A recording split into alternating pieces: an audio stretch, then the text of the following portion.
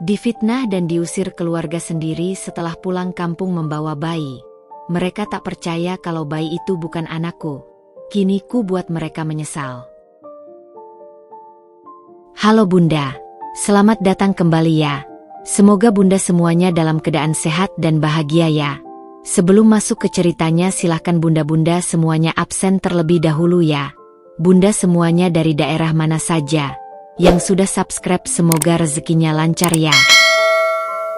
Aku, Dinda, berdiri di depan rumah yang sudah setahun ku tinggalkan. Rumah sederhana yang menyimpan begitu banyak kenangan masa kecil. Dari tawa saat bermain petak umpet dengan adik-adikku, hingga tangis saat dimarahi karena nilai jelek. Tapi hari ini, langkahku terasa berat. Langit mendung seakan tahu isi hatiku yang gelisah. Di pelukanku, seorang bayi mungil bernama Alifa terlelap.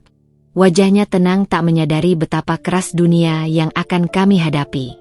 Kupandangi lagi pintu kayu itu, berharap bisa masuk dengan senyuman dan disambut pelukan hangat. Tapi kenyataan berkata lain. Pintu terbuka perlahan setelah ku ketuk 3 kali. Yang pertama keluar adalah ibu, masih dengan daster lusuh dan ekspresi galaknya yang tak pernah benar-benar hilang. Matanya menyipit begitu melihatku. Tapi saat tatapannya jatuh pada bayi dalam pelukanku, wajahnya langsung berubah. Bukan haru, bukan rindu, melainkan kemarahan yang meluap tanpa ditahan. Anak siapa itu? Kau hamil di luar nikah. Teriaknya dengan suara yang menggema, seolah ingin semua tetangga tahu bahwa aku telah membawa aib. Aku tercekat. Mulutku ingin menjelaskan, tapi tubuhku gemetar. Bukan, Bu, bukan anakku. Aku menemukannya di depan panti asuhan waktu kerja sosial. Suaraku lirih dan patah-patah. Tapi tak ada ruang untuk penjelasan di antara dinding hati keluargaku yang sudah membatu. Bibi Yanti, yang tiba-tiba muncul dari balik dapur, menambahkan minyak ke api yang sudah menyala. Dari dulu aku bilang, anak ini terlalu bebas. Baru pergi setahun, pulangnya bawa bayi. Kasihan Mas dan Bak, punya anak seperti ini. Kata-kata itu menghantam seperti tamparan. Bibi Yanti memang selalu punya cara untuk memperkeruh suasana. Dulu saat aku remaja pun, dia sering menyindir ibuku di balik senyum manisnya. Tapi kali ini berbeda. Ada kebencian yang nyata terpancar dari sorot matanya, seolah dia bahagia melihatku jatuh. Aku hanya bisa memeluk Alifa lebih erat, mencoba menenangkan diri, walau air mata mulai menggenang di pelupuk. Aku menatap ayah yang berdiri di ambang pintu, berharap ada sedikit pengertian. Tapi ayah hanya menggeleng, seolah kecewa karena telah membiayai anak yang kini dianggap mencoreng nama baik keluarga. Pergi. Jangan cemari rumah ini dengan aibmu. Ayah akhirnya bersuara. Kalimatnya tegas dan dingin, memotong sisa harapanku yang tersisa. Suasana menjadi sunyi. Bahkan suara ayam tetangga pun terdengar jelas di sela-sela keheningan yang menggantung. Aku berdiri kaku, seperti tak percaya bahwa rumah yang selama ini kusebut tempat pulang, kini menolakku mentah-mentah. Ibu menyilangkan tangan di dada, ayah menoleh ke dalam, dan Bibi Yanti berdiri dengan senyum sinis yang menyesakkan dada. Aku melangkah mundur perlahan, menatap wajah-wajah yang dulu kusayang. Tak ada pelukan, tak ada sambutan.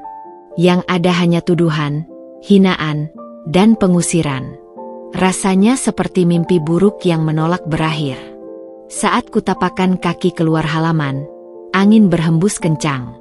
Langit benar-benar mendung kini, dan seolah ingin menertawakan nasibku, hujan turun perlahan. Aku tak membawa payung. Tapi aku punya Alifa, dan aku tahu, meski dunia menolakku, aku masih punya tanggung jawab yang harus kupenuhi. Kupeluk bayi itu lebih erat, dan melangkah menuju rumah nenek, satu-satunya tempat yang mungkin masih membuka pintu untukku. Langkahku terasa berat saat berjalan menjauh dari rumah yang dulu kupanggil tempat pulang. Hujan semakin deras, membasahi seluruh tubuhku, tapi aku tak peduli. Di pelukanku, Alifa mulai menggeliat, Mungkin kedinginan atau terganggu oleh tangisanku yang kutahan sejak tadi. Rasa sesak di dada tak bisa diungkapkan dengan kata-kata. Aku tak hanya ditolak, aku diusir. Oleh orang tuaku sendiri. Oleh orang-orang yang dulu mengajariku bagaimana cara melangkah. Sekarang menolak keberadaanku seolah aku tak pernah menjadi bagian dari hidup mereka. Rasanya seperti menjadi debu yang ditiup angin. Tak dianggap, tak diinginkan, tak dicari jika hilang. Saat aku duduk sejenak di emperan toko yang sudah tutup, aku memeluk Alifa lebih erat. Bayi ini tidak salah. Dia bahkan belum bisa berbicara, belum tahu betapa keras dunia ini. Tapi entah kenapa, keberadaannya membuatku dimusuhi. Aku menangis dalam diam, sambil mengusap wajah Alifa yang mulai basah oleh hujan. Dalam keputusasaan, satu nama muncul di pikiranku, Nenek. Satu-satunya orang yang selalu mengerti aku, yang dulu diam-diam menyelipkan uang ke sakuku saat ayah terlalu pelit untuk memberiku uang saku. Meskipun usianya tak lagi muda dan tubuhnya semakin ringkih, aku yakin kasih sayangnya tak ikut memudar seperti yang lainnya. Dengan langkah gontai dan pakaian yang basah kuyup, aku menuju rumah nenek yang terletak di ujung desa. Rumah kayunya kecil dan sederhana, tapi hangat karena kenangan. Di sanalah aku sering menghabiskan waktu kecilku, mendengarkan dongeng tentang putri-putri tangguh yang bertahan meski dunia melawan. Saat aku mengetuk pintunya dengan tangan gemetar, suara batuk nenek terdengar dari dalam, disusul suara tuanya yang lemah namun lembut. Sebentar, siapa itu malam-malam begini? Begitu pintu dibuka dan dia melihatku, dia tak berkata apa-apa. Matanya memandangi tubuhku yang basah kuyup, lalu bayi di pelukanku, kemudian mataku yang bengkak karena menangis. Tak perlu kata-kata. Dia langsung menarikku masuk, mengambil selimut dan mengusap air di wajahku. Dinda, ya Tuhan, apa yang terjadi padamu, nak? Tangisku pecah seketika. Di pelukannya, aku merasa seperti anak kecil lagi. Aku menceritakan semuanya. Pengusiran, tuduhan, fitnah. Nenek hanya mengangguk, matanya menerawang jauh seolah sedang menggali ingatan lama yang menyakitkan. Ketika aku selesai, dia tidak berkata bahwa mereka salah atau membelaku dengan lantang. Tapi kalimatnya membuatku terdiam. Kamu tahu, ibumu dulu juga pernah diusir dari rumah ini. Sejarah kadang berulang, bukan karena takdir, tapi karena luka lama yang belum sembuh. Aku terdiam. Kata-kata itu seperti petir di tengah hujan. Aku tak pernah tahu kisah masa muda ibu. Yang ku tahu, dia selalu tegas, keras, dan disiplin. Tapi kini, aku mulai bertanya-tanya, apakah kerasnya itu adalah benteng dari luka yang belum pernah dia sembuhkan? Apakah ibu melihat bayangan dirinya dalam diriku, lalu membenciku karena dia belum bisa memaafkan masa lalunya sendiri? Nenek menyiapkan makanan seadanya, dan aku makan dengan lahap meski perutku terasa penuh oleh tangis. Malam itu, aku tidur di kamar yang dulu kupakai saat kecil. Dindingnya masih sama, ranjangnya masih reot, tapi kini aku tidur dengan Alifa di pelukan. Meski tubuhku lelah, pikiranku terus berputar. Apa aku harus pergi jauh lagi? Apa aku harus menyerah pada dunia yang tak menginginkan kehadiranku? Tapi saat aku melihat wajah Alifa yang damai dalam tidur, aku tahu, aku tak boleh menyerah. Bukan hanya untukku, tapi juga untuk dia. Aku mungkin diusir dari rumah, tapi aku tak akan mengusir harapan dari hatiku. Pagi itu, udara di rumah nenek terasa lembab, mungkin karena hujan semalam masih menyisakan dingin di dinding-dinding kayu yang tua. Aku terbangun dengan kepala berat dan mata sembab.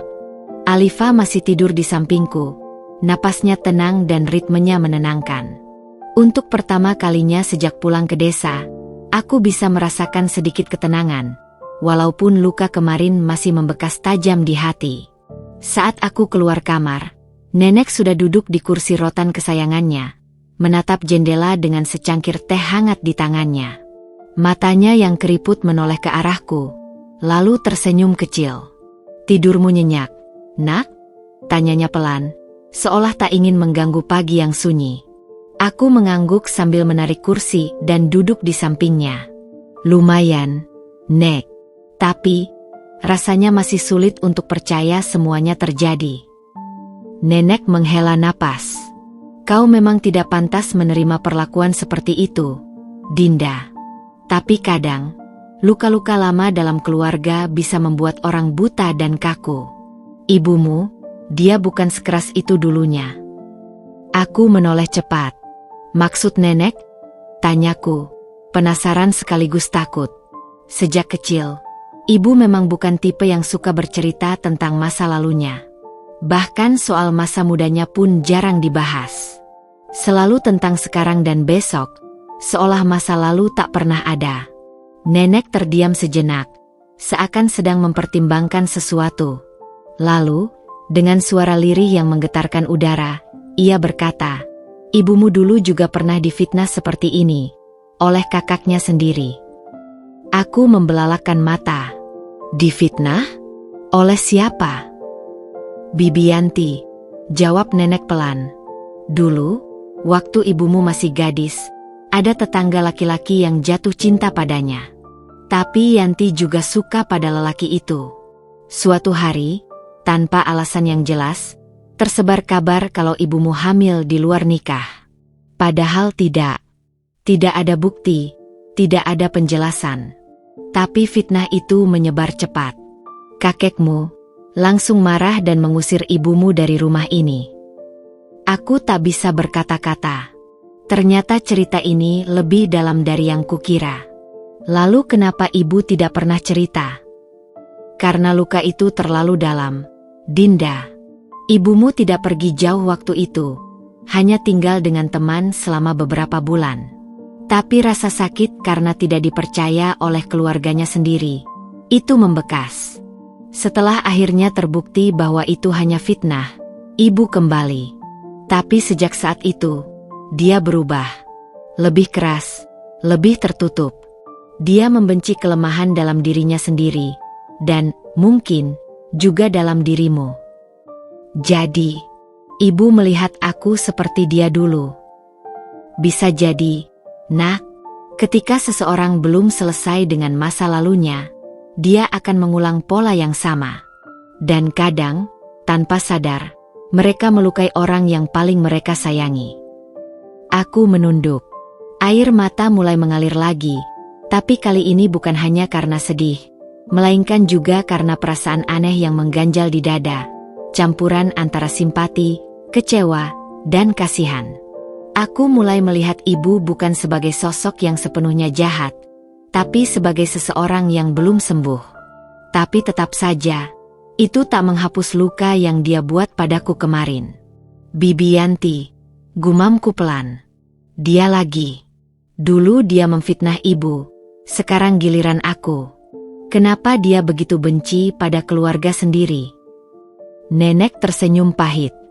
"Karena dia selalu ingin menjadi pusat. Waktu kecil, dia merasa tersisih karena ibumu lebih pintar dan disayangi banyak orang. Bahkan ketika dewasa, iri itu tak pernah hilang. Ketika dia tidak bisa jadi yang terbaik, dia lebih memilih menjatuhkan yang lainnya." Aku mengepalkan tangan. Amarah mulai tumbuh, tapi nenek menggenggam tanganku. "Jangan balas dengan dendam, Dinda. Dendam hanya akan membuat hatimu hitam seperti dia. Kau cukup bertahan, jaga Alifa, dan tunjukkan bahwa kebaikan akan menemukan jalannya sendiri." Aku menatap mata nenek yang keriput, tapi masih menyimpan cahaya bijaksana. Disinilah aku merasa utuh kembali. Dalam dekapan orang tua yang benar-benar memahami, bukan sekadar menuntut. Meskipun hatiku masih compang-camping, aku tahu satu hal, kisah keluargaku jauh dari selesai. Dan sekarang, aku tak lagi hanya menghadapi kebencian, tapi juga mewarisi rahasia.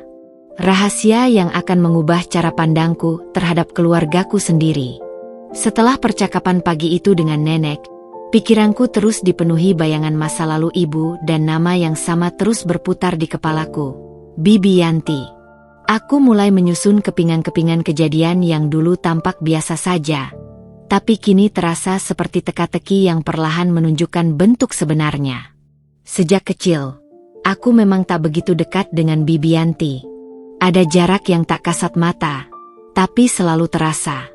Tatapannya sering berbeda saat menatapku, seolah aku adalah duri dalam daging keluarga.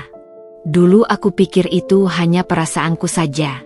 Tapi kini, setelah tahu apa yang pernah ia lakukan pada ibu, semuanya masuk akal. Bibi Yanti, kakak kandung ibu. Seharusnya mereka saling menopang, seperti kakak adik pada umumnya. Tapi kenyataannya, mereka seperti dua sisi koin, selalu bersama, tapi tak pernah benar-benar bersatu. Setiap kali keluarga berkumpul, Bibi Yanti selalu menyindir dengan halus, menyusupkan komentar tajam dengan senyuman tipisnya yang mencurigakan. Anakmu pendiam, ya, Mbak. Jangan-jangan terlalu sering dikekang. Atau, Dinda kok rambutnya aut-autan terus, gak seperti anak perempuan pada umumnya. Kata-katanya sepele, tapi menusuk. Dan ibu hanya diam, kadang senyum pahit, kadang hanya menghela napas dan pergi meninggalkan ruangan. Aku tak menyadari dulu bahwa ibu menyimpan banyak luka karena saudara kandungnya sendiri. Tapi kini aku mulai mengerti. Dendam ternyata bisa diwariskan. Dan aku kini menjadi sasaran berikutnya dari dendam itu. Bukan karena aku bersalah, tapi karena aku adalah bayang-bayang ibu. Wajahku mirip, sifatku keras kepala, dan mungkin aku juga menjadi pengingat bagi Bibi Yanti bahwa ibu tetap bertahan, meski difitnah dan dihancurkan. Dan itu membuatnya kesal. Setelah aku diusir, kabar itu dengan cepat menyebar ke seluruh desa. Aku tahu siapa yang jadi sumber utamanya. Tak butuh waktu lama sampai tetangga mulai berbisik saat aku lewat di jalan. Bahkan beberapa dari mereka terang-terangan menghindariku.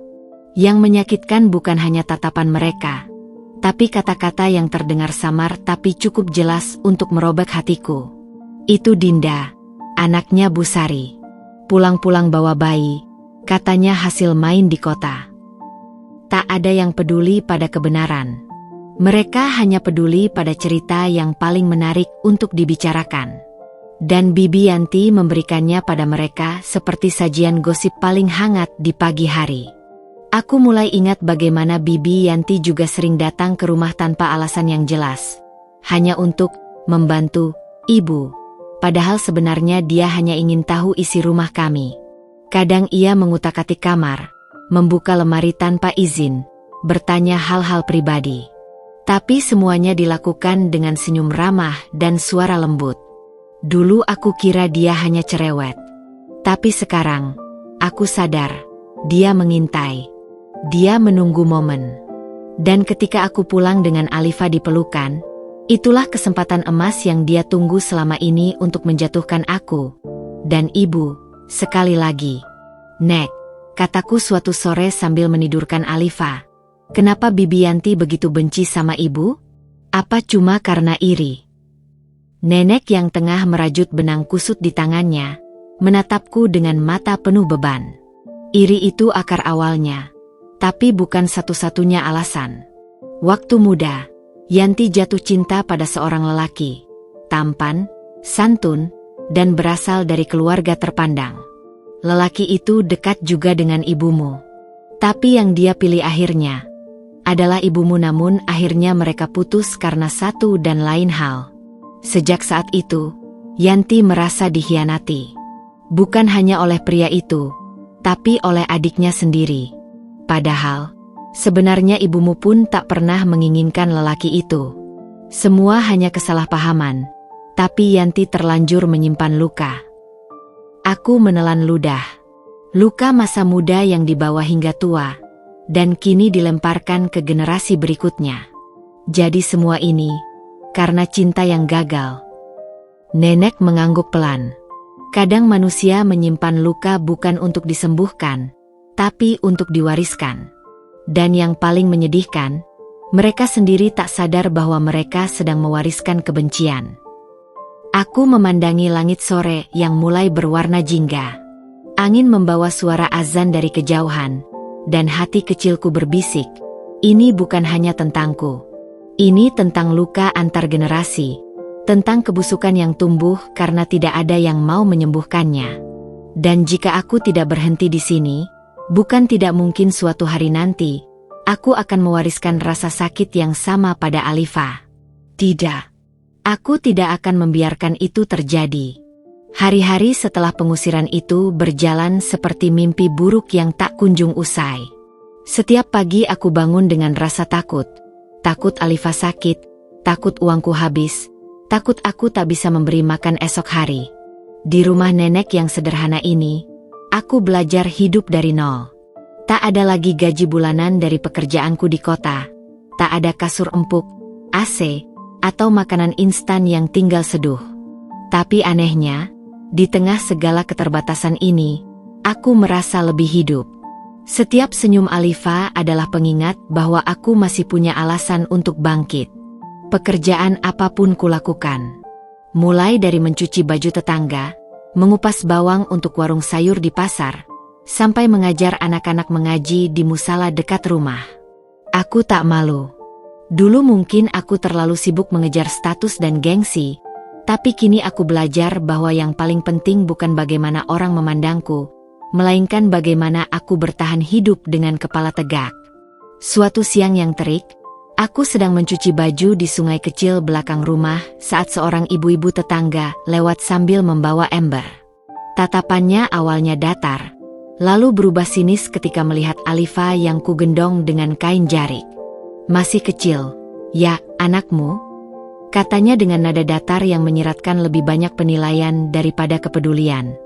Bukan anak kandung saya, Bu, jawabku perlahan. Saya menemukannya di depan panti asuhan waktu kerja sosial di kota. Dia tersenyum samar, lalu berkata, "Ah, iya, katanya begitu. Tapi orang bisa saja bilang macam-macam buat nutupin aib." Kemudian dia berlalu begitu saja, meninggalkan suara tawa kecil yang menggantung di udara seperti belati. Aku hanya bisa terdiam, menunduk menahan marah. Tapi Alifa menangis seketika. Entah karena suasana atau karena merasakan gelisahku. Aku menggendongnya erat-erat.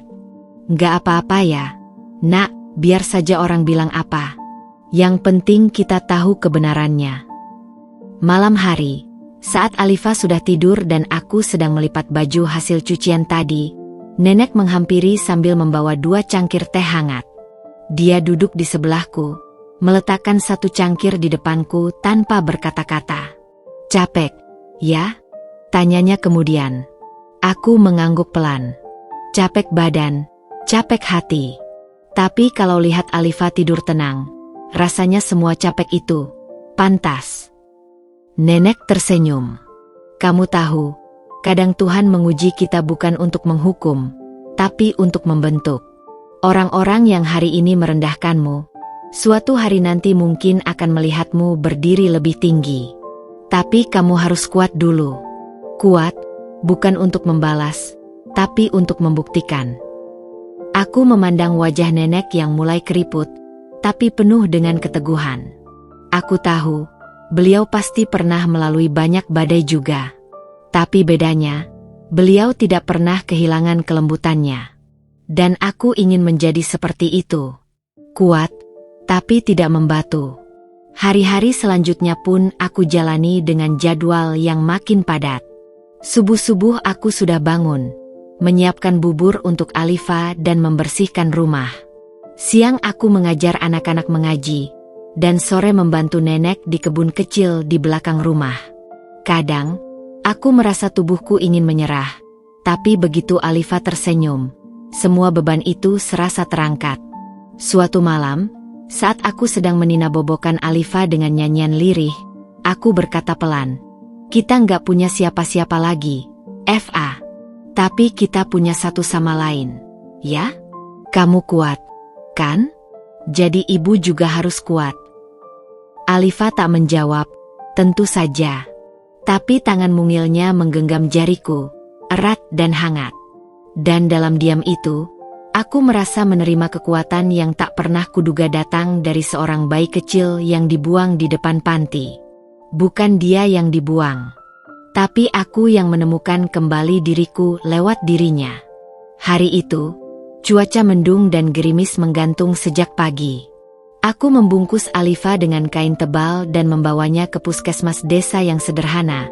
Karena semalaman dia rewel, demamnya tak kunjung turun. Langkahku cepat, walau hatiku diliputi cemas. Aku tak punya banyak uang, hanya beberapa lembar ribuan di dompet. Tapi aku tak peduli. Yang penting Alifa diperiksa. Puskesmas itu tidak ramai. Hanya ada 2 pasien yang sedang duduk di ruang tunggu. Aku langsung menuju meja pendaftaran dan disambut oleh seorang perawat muda. "Nama anaknya siapa?" tanyanya. Aku gugup. Namanya Alifa. Tapi saya belum punya akta lahirnya. Saya temukan. Perawat itu menatapku sejenak. Raut wajahnya berubah. Aku sudah terbiasa dengan tatapan seperti itu. Curiga, ragu, dan akhirnya menghakimi. Tapi sebelum dia sempat bertanya lebih jauh, suara pria dari balik pintu memanggil. "Bu, biar saya yang periksa." Seseorang keluar dari ruang praktik.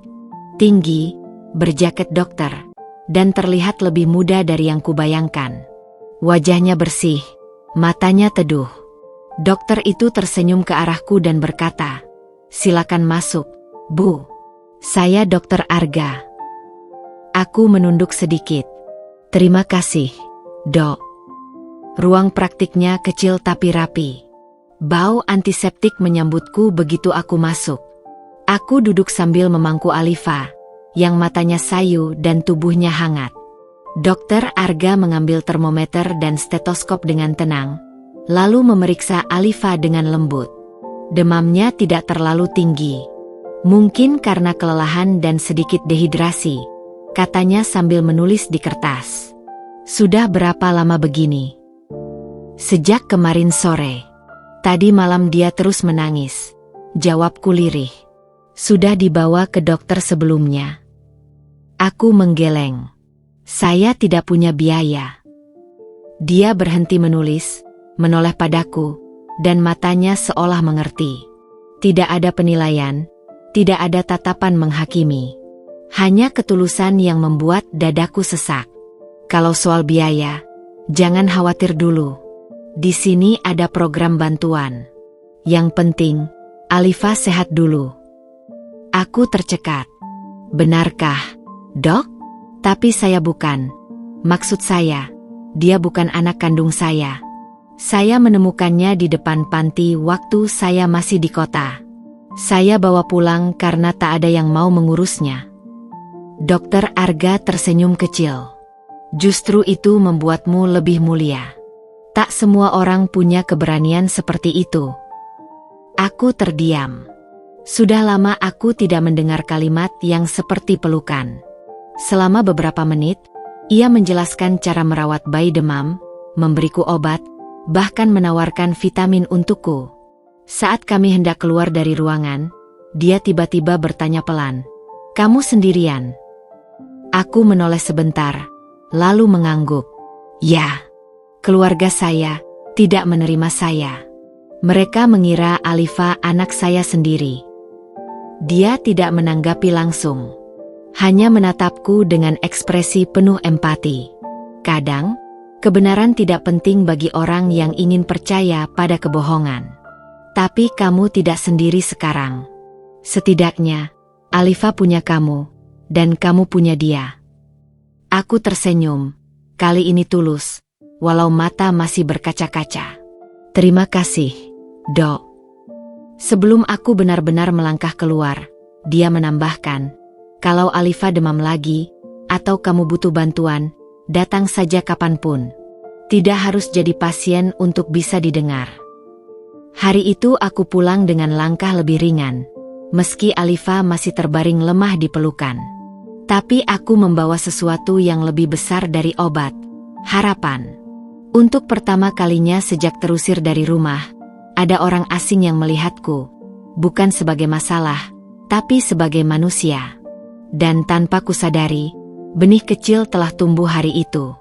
Benih dari sebuah pertemuan sederhana antara aku yang patah dan dia yang menawarkan secercah cahaya.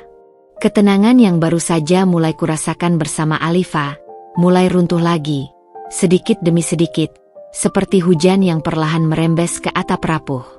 Kebaikan dan perhatian dari Dokter Arga sempat membuatku merasa tidak sendirian. Tapi rupanya, dunia luar belum berhenti menyiksaku. Fitnah yang dulu hanya berbisik-bisik di antara tetangga kini mulai menggema kemana-mana, dengan nama lengkapku sebagai pusat cerita. Suatu sore, saat aku berjalan pulang dari warung sambil menggandeng Alifa yang mulai bisa berdiri dengan bantuan, seorang pemuda dari kampung seberang lewat sambil tertawa keras bersama temannya.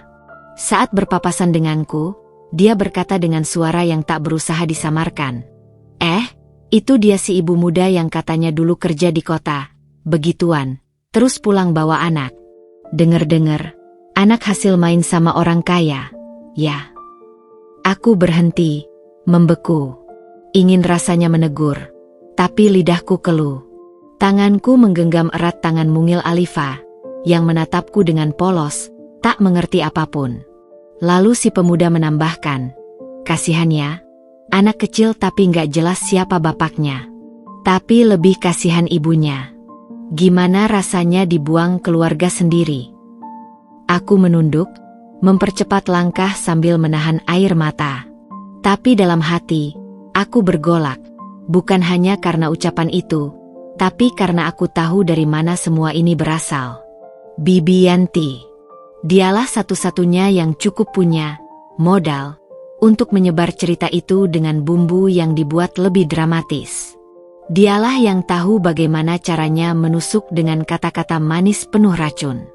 Dan rupanya, dia tak puas hanya membuatku diusir. Kini, dia ingin melihatku hancur sepenuhnya, di mata orang-orang, dan mungkin di mataku sendiri. Keesokan harinya, aku mendengar dari nenek bahwa mantan pacarku, Reza, ikut memperkeruh keadaan. Dia bilang ke teman-temannya kalau kamu itu memang udah nakal dari dulu, kata nenek dengan wajah muram. Katanya kamu waktu di SMA pun sering minta uang ke dia buat kebutuhan pribadi. Padahal kamu gak pernah seperti itu, kan? Aku hanya menatap kosong ke arah dapur. Mataku menatap api kompor yang menyala kecil. Kenapa dia ikut-ikutan? Tanyaku lemah. Nenek menggeleng pelan. Reza itu pengecut. Dulu waktu kamu putus, dia sakit hati.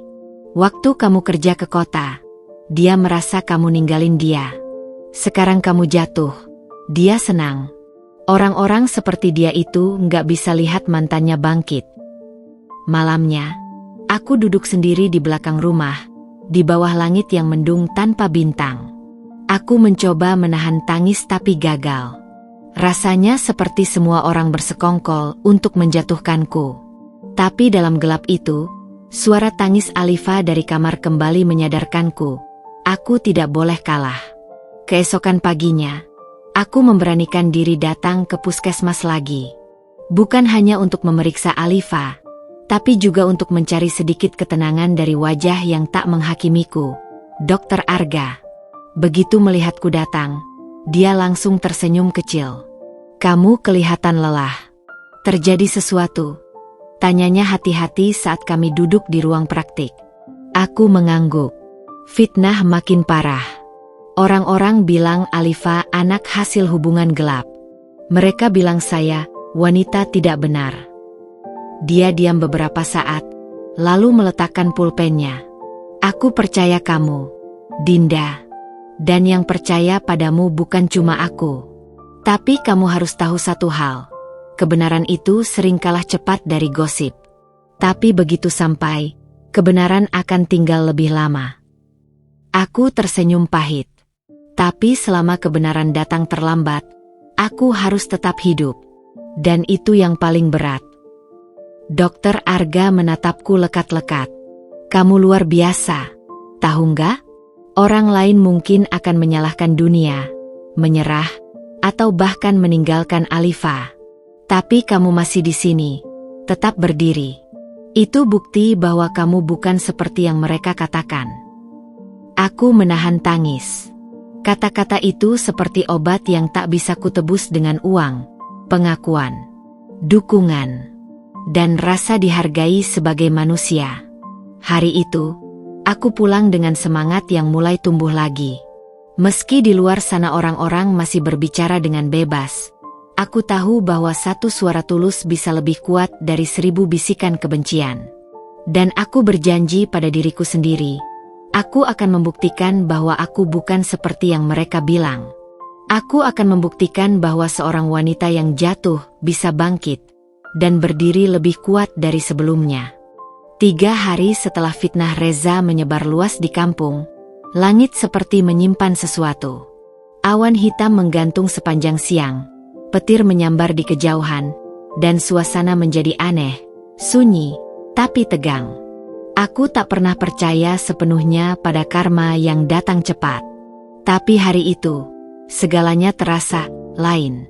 Aku sedang menyuapi Alifa di beranda saat suara gaduh terdengar dari jalan. Orang-orang berlarian sambil berteriak. Kecelakaan. Di tikungan dekat jembatan tua. Motor jatuh. Orangnya nggak sadarkan diri. Aku menoleh. Hati berdesir.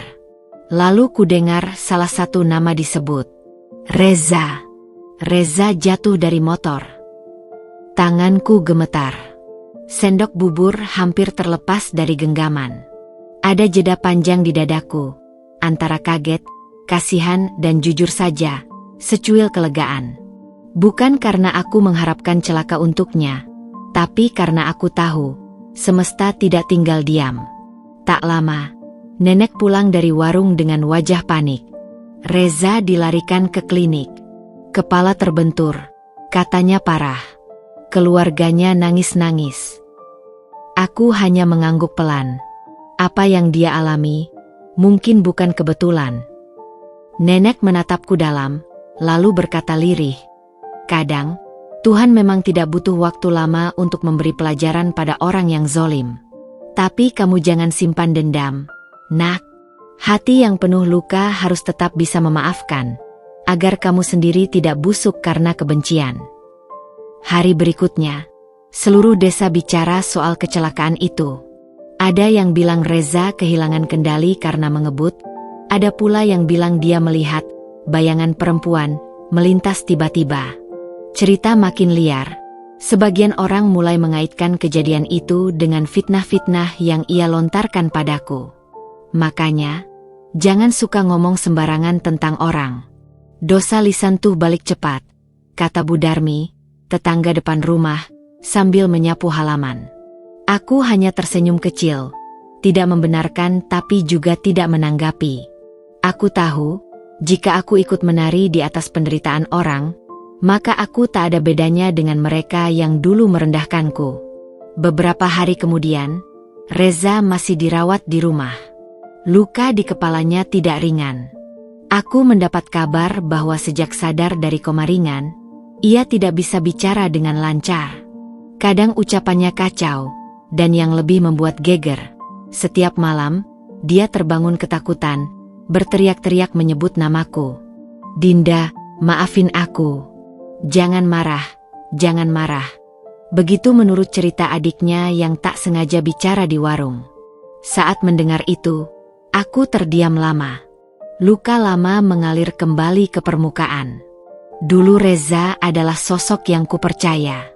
Kekasih yang pernah berjanji untuk menikahiku. Tapi setelah aku menolak lamarannya karena ingin bekerja lebih dulu, dia berubah. Lalu sekarang, setelah menjatuhkanku dengan fitnah keji, dia seperti dihantui oleh bayangannya sendiri.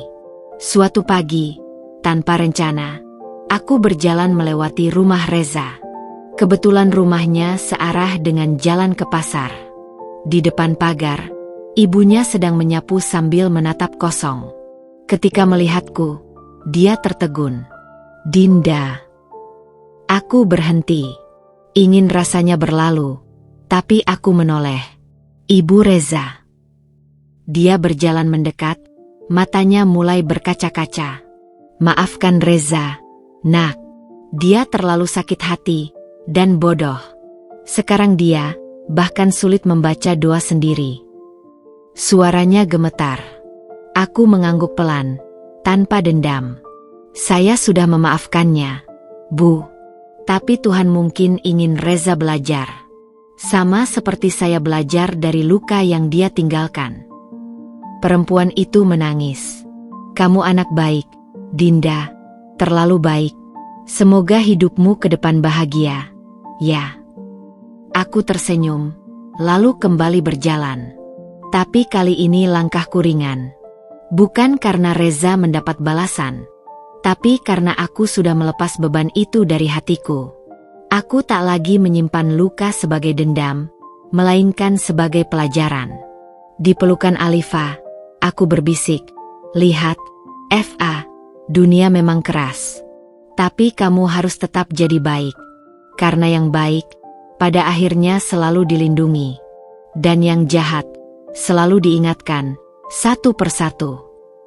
Beberapa minggu setelah semua fitnah dan pengusiran yang kualami, aku masih mencoba bertahan. Namun di balik segala kesulitan itu, rasa penasaran tentang masa lalu keluargaku terus menggelayuti pikiranku. Aku selalu merasa ada sesuatu yang disembunyikan, sesuatu yang lebih besar dari sekadar rumor dan gosip di desa. Suatu sore, aku duduk bersama nenek di beranda rumahnya. Angin sore yang sejuk membawa aroma hujan yang baru reda. Aku memberanikan diri bertanya, "Nenek, saat Bibi Yanti memfitnah ibu, apakah ibu pernah mencoba melawan fitnah itu?" Tanyaku. Nenek menggeleng pelan. "Ibumu memilih diam dan bertahan.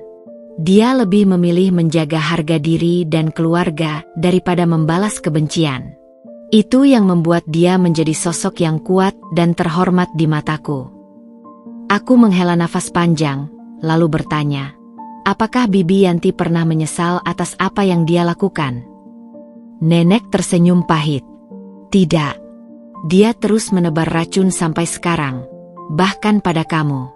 Tapi ingat, Dinda, kebenaran selalu menemukan jalannya. Suatu saat, semua yang jahat akan terungkap." Aku menatap nenek penuh haru. Aku ingin membersihkan nama ibu. Aku ingin membuktikan bahwa dia tidak seperti yang orang katakan. Nenek mengangguk penuh semangat. "Itulah semangat yang ibu kamu miliki dulu. Kamu harus terus berjuang, Nak. Jangan pernah biarkan fitnah mengalahkan kebenaran dan cinta." Saat itu, aku tahu perjalanan membersihkan nama ibu dan membangun hidupku tidak akan mudah. Tapi aku siap. Karena aku percaya, kebenaran yang sesungguhnya akan menjadi kekuatan terbesar kami. Aku, Alifa, dan ibu yang selalu kupuja. Hari-hariku yang penuh perjuangan tiba-tiba berubah ketika seorang wanita elegan dengan penampilan mewah muncul di depan rumah nenek. Namanya Nyonya Laras, seorang wanita yang dikenal di kota sebagai dermawan sekaligus sosialita yang memiliki banyak jaringan. Pertemuan itu terjadi tanpa aku duga. Waktu itu aku sedang menyiapkan susu untuk Alifa di teras, ketika mobil hitam mewah berhenti di depan rumah nenek, dan wanita itu turun dengan langkah anggun. "Assalamualaikum, Nak. Apakah kamu Dinda?" Sapanya ramah sambil tersenyum hangat. Aku menjawab dengan gugup, "Waalaikumsalam, Ibu." "Iya, saya Dinda. Ada yang bisa saya bantu, Bu?" Nyonya Laras menatap Alifa yang sedang bermain dengan mainan kecil di pangkuanku. "Saya sudah mendengar banyak tentangmu dan tentang Alifa. Saya datang bukan hanya untuk mengenalmu, tapi juga untuk menawarkan bantuan. Apakah kamu pernah mempertimbangkan untuk menyerahkan Alifa ke keluarga yang lebih mampu membesarkannya?" Hatiku bergetar. Kata-katanya seperti angin badai yang menerpa hati yang sedang rapuh. Aku ingin menjawab dengan tegas bahwa aku tidak akan pernah melepaskan Alifa. Tapi di sisi lain, kenyataan hidupku yang sulit membuatku ragu. Kenapa ibu menawarkan hal itu? Apa ibu punya maksud lain? Tanyaku hati-hati. Nyonya Laras tersenyum tipis. "Tidak, Nak. Saya hanya ingin yang terbaik untuk Alifa. Kadang, cinta saja tidak cukup jika kita tak memiliki cukup sarana. Saya dan keluarga saya bisa memberikan itu. Kami juga memiliki koneksi dengan panti-panti asuhan dan yayasan sosial. Saya ingin membantumu, bukan mengambil alih. Aku memandang wanita itu dengan campuran rasa penasaran dan curiga. Apakah ibu mengenal ibu saya? Apa ada hubungan keluarga? Dia mengangguk pelan. Ya, ada beberapa hal dari masa lalu keluargamu yang saya ingin bicarakan langsung denganmu, ketika waktunya tiba. Suasana menjadi berat. Ada sesuatu yang tersembunyi di balik keramahan Nyonya Laras. Sesuatu yang membuatku merasa sekaligus takut dan penasaran. Malam harinya, aku duduk bersama nenek, menceritakan pertemuanku dengan Nyonya Laras. Menurut nenek, ibu itu memang orang penting dan punya pengaruh besar. Ucap nenek sambil mengaduk teh. Tapi kamu harus hati-hati, nak. Tidak semua kebaikan datang tanpa ada maksud tersembunyi. Aku mengangguk, memandang Alifa yang tertidur pulas di pangkuanku. Aku tahu, nenek. Tapi aku juga merasa ini bisa jadi kesempatan untuk memperbaiki semuanya. Nenek tersenyum lemah. Kalau memang niatmu tulus dan hati-hati, kamu akan bisa melihat mana yang benar dan mana yang hanya bayang-bayang. Malam itu aku tidur dengan pikiran penuh tanya. Tentang masa lalu keluarga, tentang Nyonya Laras yang tiba-tiba hadir, dan tentang masa depan yang entah akan dibawa kemana. Tapi satu hal yang pasti, aku tidak akan pernah menyerah untuk melindungi Alifa, apapun yang terjadi. Setelah pertemuan pertamaku dengan Nyonya Laras, aku tidak bisa berhenti memikirkan wanita itu.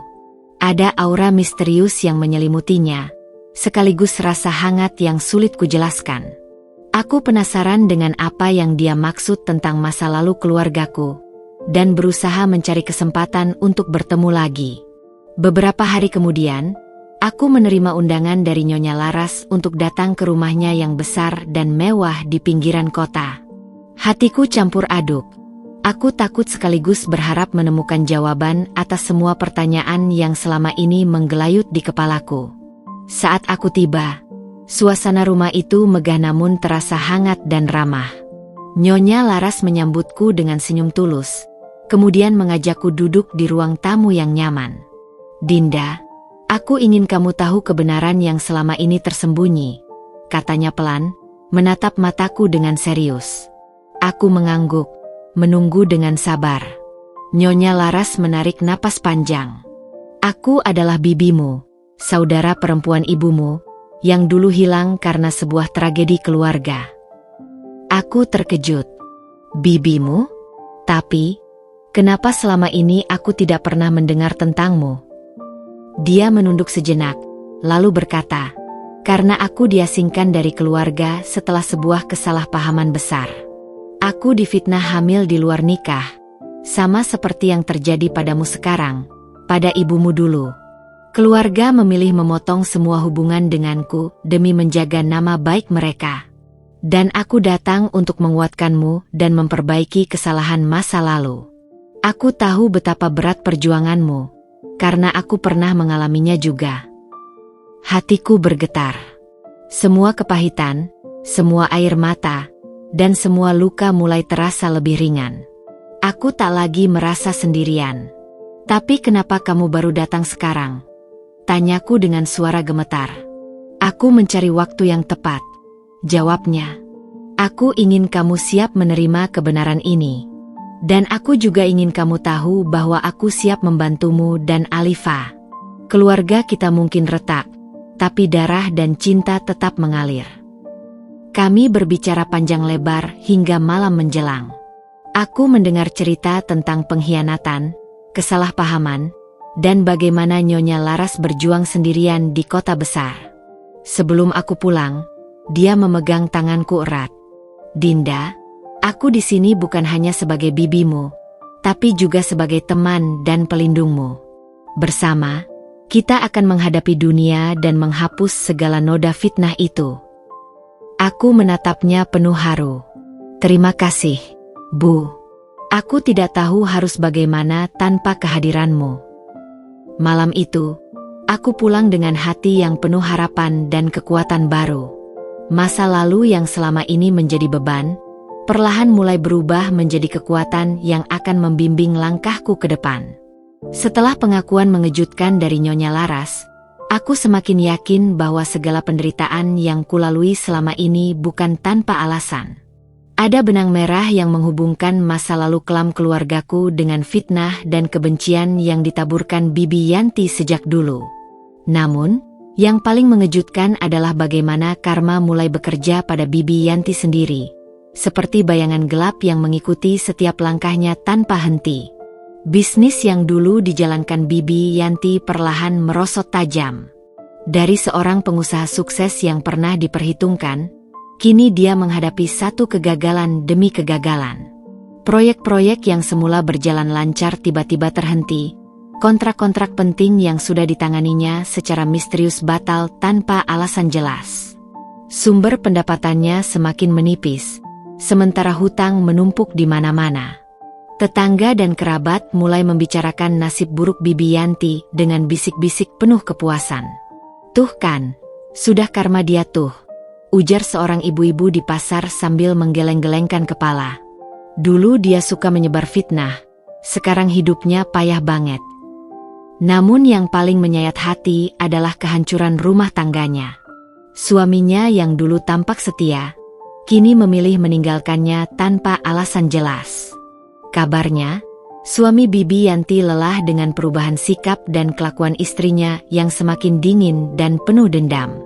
Kabar perceraian itu menyebar seperti api di tengah angin, membuat reputasi Bibi Yanti semakin hancur. Aku mendengar kabar ini dari nenek, yang tampak sedih meski tak lagi terlalu terkejut. "Dinda, hidup memang seperti roda yang berputar. Orang yang menabur angin, dia akan menuai badai," ucap nenek dengan nada bijak. Aku mengangguk pelan, merasakan kepuasan yang aneh bercampur iba. Meski Bibi Yanti telah menyakiti kami semua, aku tahu bahwa kebahagiaan sejati tidak lahir dari penderitaan orang lain. Karma ini adalah pelajaran hidup, bukan ajang untuk balas dendam. Kehidupan Bibi Yanti yang dulunya penuh dengan kemewahan dan kuasa kini berubah menjadi kesendirian yang mencekam. Ia kehilangan kepercayaan dari banyak orang, bahkan saudara-saudaranya mulai menjauh karena malu dengan kelakuannya. Dalam kesepian itu, mungkin dia mulai merasakan betapa pahitnya rasa sakit yang dulu ia tebarkan. Namun, aku berharap dia bisa berubah, menemukan jalan untuk menebus kesalahannya.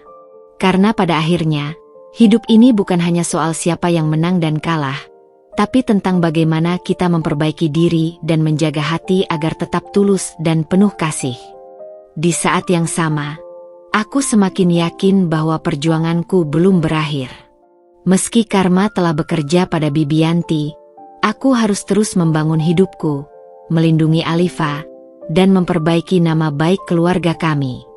Dengan dukungan Nyonya Laras dan nenek, aku merasa lebih kuat dari sebelumnya. Karma mungkin membawa keadilan pada waktunya, tapi aku yang akan menentukan masa depanku sendiri. Hari-hari setelah pengakuan Nyonya Laras dan deretan peristiwa yang mengguncang hidupku, suasana di rumah mulai berubah. Namun bukan berubah menjadi hangat dan penuh kebahagiaan seperti yang kuharapkan, melainkan menjadi sunyi dan penuh penyesalan. Ibu, yang selama ini keras dan dingin padaku, tiba-tiba jatuh sakit. Penyakit yang menyerangnya bukan sekadar sakit biasa. Itu adalah penyakit yang membuatnya melemah secara fisik dan mental. Seolah-olah beban hidup yang selama ini dipikulnya begitu berat hingga tubuhnya tak lagi sanggup menahan. Suatu sore, aku duduk di samping ranjang ibu yang terbaring lemah di kamar rumah kami. Matanya yang biasanya tajam dan penuh kemarahan kini tampak sayu, dipenuhi rasa sesal dan kelelahan. Aku menggenggam tangannya perlahan, mencoba menyampaikan bahwa aku di sini untuknya, meski selama ini kami terpisah oleh amarah dan kesalahpahaman. Ibu membuka matanya dan memandangku dengan suara yang lemah namun penuh penyesalan. "Dinda, maafkan ibu, Nak, ibu sudah terlalu banyak salah, terlalu banyak menyakiti hati anak sendiri. Suaranya bergetar, dan air mata mulai mengalir di pipinya. Ibu takut kehilanganmu dan Alifa. Tapi caranya salah. Ibu terlalu mudah percaya pada kata-kata orang lain, terutama Bibi Yanti. Aku menahan tangis dan memegang tangan ibu erat. Ibu, aku juga minta maaf. Aku tahu kita semua terluka karena situasi ini. Tapi aku tidak pernah berhenti berharap ibu akan mengerti dan menerima aku dan Alifa. Ibu menatapku penuh haru. Dinda, kau kuat sekali. Aku malu karena tidak pernah bisa mendukungmu saat kau paling membutuhkannya. Aku salah besar. Dia menarik napas panjang dan melanjutkan dengan suara hampir berbisik. Nenek sudah memberitahuku tentang masa lalu ibu.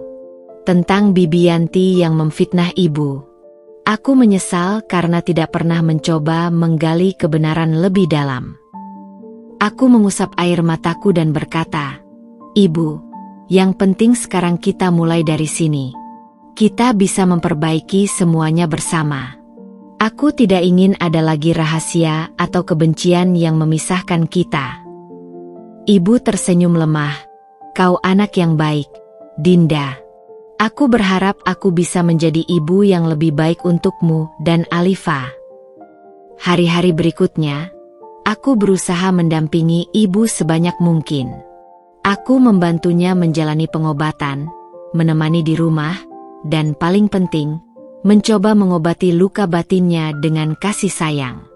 Meskipun hubungan kami belum sepenuhnya pulih, aku melihat secercah harapan yang tumbuh di dalamnya. Namun tidak mudah bagi ibu. Seringkali dia terbangun di tengah malam dengan mimpi buruk tentang masa lalu dan pertengkaran kami yang tajam. Suara-suara lama yang menuduh dan fitnah dari Bibi Yanti masih menghantuinya. Aku selalu ada di sisinya, menenangkan dan mengingatkannya bahwa aku di sini, bahwa kami bisa melangkah maju. Suatu sore, saat aku mengantar ibu ke taman kecil dekat rumah, dia berbicara pelan. Dinda, aku ingin kau tahu, aku bangga padamu. Meskipun kau menghadapi semua ini sendirian, kau tetap berdiri tegak dan melindungi Alifa. Itu bukan hal yang mudah. Aku tersenyum. Hati ini terasa hangat. Ibu, aku lakukan semua ini karena aku ingin keluargaku utuh kembali. Aku ingin kita saling memaafkan dan melupakan masa lalu yang menyakitkan. Ibu menggenggam tanganku erat. Aku janji, ibu akan berusaha menjadi lebih baik, menjadi ibu yang bisa kau banggakan. Tolong jangan pernah berhenti mencintaiku. Ya, Nak. Aku membalas genggamannya dengan penuh keyakinan. Aku tidak akan pernah berhenti mencintai ibu, selalu. Kebersamaan kami mulai mengikis dinding dingin yang selama ini memisahkan kami. Meski jalan menuju rekonsiliasi masih panjang, aku yakin ini adalah awal dari sebuah perjalanan baru yang lebih baik. Sebuah perjalanan yang akan membawa kami keluar dari bayang-bayang masa lalu, dan menuju cahaya masa depan yang penuh harapan. Hari itu terasa berbeda sejak pagi. Udara seolah membawa getaran hangat yang sulit diabaikan, dan mentari yang biasanya hangat menyinari kota dengan lembut seolah ikut merestui langkahku. Setelah segala badai yang kutempuh, aku mulai merasakan secercah harapan, sebuah cahaya yang menuntunku keluar dari gelap masa lalu. Dan cahaya itu bernama Arga, dokter muda yang selama ini menjadi pendampingku, bukan hanya sebagai tenaga medis untuk Alifa, tapi juga sebagai teman, pelindung, dan seseorang yang kian ku kenal sebagai bagian dari hidupku. Aku masih ingat bagaimana pertama kali kami bertemu di klinik kecil tempat ia bekerja. Arga yang sabar mendengarkan setiap keluhanku tentang Alifa, yang dengan telaten memeriksa bayi kecil itu dan memberi nasihat yang membuatku yakin bahwa aku tidak sendiri. Seiring waktu, kehadirannya menjadi penawar luka, bukan hanya fisik tapi juga hati. Namun, Aku tak pernah menyangka bahwa perasaan yang aku anggap biasa itu berkembang menjadi sesuatu yang lebih dalam. Sore itu, Arga mengajak aku dan Alifa berjalan-jalan ke taman kota yang rindang. Pohon-pohon besar menaungi jalan setapak, dan suara gemericik air mancur di kejauhan menambah kehangatan suasana. Aku menggendong Alifa yang tertidur pulas di pelukanku, sementara Arga berjalan di samping kami dengan senyum yang tak lepas dari wajahnya. Ada sesuatu yang berbeda dalam pandangannya, sebuah kehangatan dan ketegasan yang membuat jantungku berdebar. "Kamu tahu, Dinda," Arga mulai, suaranya lembut namun penuh makna, "aku sudah lama ingin mengatakan sesuatu padamu." Aku menatapnya, rasa penasaran bercampur dengan sedikit gugup. "Aku tahu perjalananmu tidak mudah. Aku tahu dunia kadang tak adil padamu. Tapi aku juga tahu satu hal. Kamu luar biasa kuat dan pantas mendapatkan kebahagiaan." Aku tersenyum kecil. "Terima kasih, Arga. Kata-katamu sangat berarti bagiku." Arga menarik napas dalam-dalam dan menatap mataku lebih dalam. "Dinda, aku tidak ingin hanya menjadi dokter yang membantu merawat Alifa. Aku ingin menjadi bagian dari keluargamu. Aku ingin melindungi kamu dan Alifa, bukan hanya hari ini, tapi selamanya." Hatiku berdegup kencang. Rasanya seperti waktu berhenti sejenak, dan dunia hanya milik kami bertiga. "Arga, aku terdiam, kebingungan mencari kata-kata yang tepat untuk menjawab perasaan yang begitu kompleks ini. Arga mengeluarkan sebuah kotak kecil berwarna merah dari sakunya dan membuka tutupnya perlahan, memperlihatkan cincin berlian yang berkilauan. "Dinda, maukah kamu menikah denganku? Menjadi istriku, menjadi ibu dari anak-anakku, dan menjalani hidup ini bersama-sama, apapun yang terjadi." Air mataku mengalir tanpa bisa kutahan. Semua perjuangan, semua air mata, semua rasa sakit tiba-tiba berubah menjadi kebahagiaan yang begitu tulus dan murni. Aku mengangguk dengan suara yang bergetar. "Ya, Arga, aku mau. Aku mau melewati semua ini bersamamu." Arga tersenyum lebar, lalu memelukku erat, seolah tidak ingin melepaskan momen indah itu. Alifa yang terbangun sedikit memandang kami dengan mata bulatnya, seolah mengerti bahwa sesuatu yang istimewa sedang terjadi. "Kita akan membangun keluarga yang bahagia, Dinda," kata Arga pelan sambil mencium dahiku. "Kita akan hadapi semua bersama." Aku merasa seluruh dunia seakan berdetak dalam irama kebahagiaan baru. Setelah gelap dan penuh luka, aku menemukan cahaya dalam sosok Arga yang tulus dan penuh kasih. Hari itu menandai babak baru dalam hidupku. Babak di mana aku tidak lagi berjalan sendiri, tapi bersama seseorang yang mencintai dan menerima aku apa adanya. Aku tahu, perjalanan ke depan mungkin masih berat dan penuh tantangan, tapi dengan Arga di sisiku, aku yakin segalanya bisa kulalui. Hari-hari setelah pertunangan dengan Arga membawa harapan baru dalam hidupku. Namun di balik kebahagiaan itu, masih ada satu masalah besar yang terus menghantui pikiranku. Bagaimana membuktikan kepada keluarga bahwa Alifa bukanlah aib, melainkan anugerah yang membawa harapan. Aku tahu, selama ini banyak yang meragukan dan menuduhku tanpa dasar. Tapi kini, dengan dukungan Nyonya Laras yang mulai membuka tabir masa lalu, aku yakin kebenaran akan segera terungkap. Suatu sore, aku bersama Nyonya Laras mengunjungi rumah kami. Suasana di rumah itu terasa tegang. Wajah ibu dan ayah menunjukkan kebingungan dan ketidakpercayaan yang masih tersisa. Mereka tidak menyangka bahwa wanita yang selama ini mereka jauhi ternyata adalah bibiku yang hilang selama puluhan tahun. "Ibu, ayah," aku memulai dengan suara lembut, "aku ingin kalian mendengar sesuatu yang sangat penting." Nyonya Laras mengangguk dan kemudian berkata, "Aku tahu selama ini kalian memandang Alifa dan aku dengan curiga. Tapi aku di sini untuk mengungkapkan kebenaran yang selama ini tersembunyi." Ayah mengerutkan kening. "Kebenaran apa maksudmu?" Nyonya Laras mengeluarkan sebuah amplop tebal berisi dokumen-dokumen lama yang selama ini tersembunyi rapat. Ini adalah surat-surat dan dokumen yang membuktikan bahwa Alifa adalah cucu dari keluarga kita. Bayi yang ditinggalkan oleh seorang kerabat jauh karena keadaan yang sulit, dan aku berjanji akan menjaga serta merawatnya. Ibu menatap dokumen itu dengan mata berkaca-kaca, seolah tidak percaya. Ini benar, tanyanya dengan suara gemetar. Aku mengangguk sambil menggenggam tangan ibu.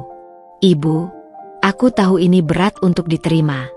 Tapi percayalah, Alifa adalah bagian dari keluarga kita. Aku juga bagian dari keluarga ini. Nyonya Laras melanjutkan, kita tidak bisa terus terpecah oleh prasangka dan fitnah. Sudah saatnya kita kembali bersatu, memperbaiki hubungan yang retak dan saling memaafkan. Tiba-tiba suasana hening. Semua orang terdiam, menimbang-nimbang kata-kata yang baru saja mereka dengar. Aku bisa melihat betapa beratnya beban di dada mereka, betapa besar perjuangan mereka untuk menerima kenyataan baru ini.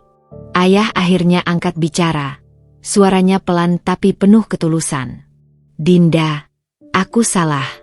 Aku terlalu cepat menilai tanpa mendengar cerita lengkapnya. Maafkan ayah karena telah membuatmu dan Alifa merasa terasing. Ibu menangis pelan, merangkulku dan Alifa dengan hangat. Maafkan ibu juga, nak. Ibu terlalu keras dan tidak memberikan kesempatan untukmu membuktikan kebenaran. Aku terharu, merasa seolah beban berat di hatiku mulai terangkat. Terima kasih, ibu. Ayah, aku juga minta maaf atas segala kesalahpahaman selama ini. Mari kita mulai lembaran baru bersama. Nyonya Laras tersenyum hangat. Ini adalah awal dari keluarga yang baru dan lebih kuat. Kita belajar dari masa lalu dan maju bersama. Hari itu, di rumah yang sama yang dulu penuh dengan konflik dan air mata, kami duduk bersama sebagai satu keluarga utuh. Aku merasa betapa kuatnya cinta dan pengampunan mampu menyembuhkan luka terdalam sekalipun. Aku tahu, perjalanan kami masih panjang dan tidak akan selalu mudah. Tapi dengan kepercayaan dan kasih sayang yang baru ditemukan, aku yakin kami bisa melewati segala rintangan bersama. Alifa yang kecil tertidur di pelukanku, seolah merasakan ketenangan yang sama. Dia adalah simbol cinta yang menghubungkan kami, menghapus bayang-bayang masa lalu dan membawa kami menuju masa depan yang cerah. Hari pernikahan itu tiba dengan membawa segudang perasaan yang bercampur aduk dalam dada. Sejak pagi, sinar matahari yang hangat seakan memberi restu bagi momen yang sangat ku nanti-nantikan. Setelah melewati badai kehidupan yang panjang, akhirnya aku akan mengikat janji suci bersama Arga, pria yang bukan hanya menyelamatkanku dari kesendirian, tapi juga mengajarkan arti cinta yang tulus dan tanpa syarat. Di sisi lain, aku tahu hari itu bukan hanya tentang kami berdua, melainkan juga titik balik bagi keluargaku yang selama ini terpecah oleh luka dan prasangka. Persiapan pernikahan diadakan di sebuah gedung kecil yang hangat dan sederhana, penuh dengan dekorasi bunga putih dan lilin yang menciptakan suasana romantis sekaligus intim. Aku mengenakan gaun putih sederhana namun anggun, yang dipilih dengan penuh cinta oleh nenek dan Nyonya Laras. Di balik tabir, hatiku berdebar kencang, campuran antara bahagia dan gugup yang sulit diungkapkan kata-kata. Arga, dengan setelan jas hitamnya yang rapi, menungguku di altar dengan senyum yang menenangkan dan penuh kasih. Ketika aku melangkah memasuki ruangan, pandanganku langsung tertuju pada keluarga yang duduk di bangku tamu. Ayah dan ibu tampak berbeda. Wajah mereka memancarkan kebahagiaan yang tulus sekaligus rasa penyesalan yang mendalam. Mata mereka berkaca-kaca, dan aku tahu mereka telah melalui pergolakan batin yang luar biasa untuk sampai pada titik ini. Nyonya Laras duduk di sebelah mereka, memberikan senyum penuh penguatan. Setelah beberapa doa dan kata sambutan dari pendeta, tibalah saat kami mengucapkan janji suci. Suara Arga yang tenang namun penuh keyakinan menyentuh hatiku. Dinda, aku berjanji akan selalu mencintaimu dan Alifa, dalam suka dan duka, dalam sehat dan sakit, sepanjang hidupku. Aku membalas dengan suara yang bergetar penuh emosi. Arga, aku juga berjanji akan setia mendampingimu, menjaga dan mencintaimu, serta merawat keluarga kecil kita dengan sepenuh hati. Di momen itu, aku melihat ibu dan ayah meneteskan air mata. Ibu menyeka pipinya dengan tisu, lalu berbisik, "Maafkan ibu, nak. Ibu sangat bangga padamu hari ini."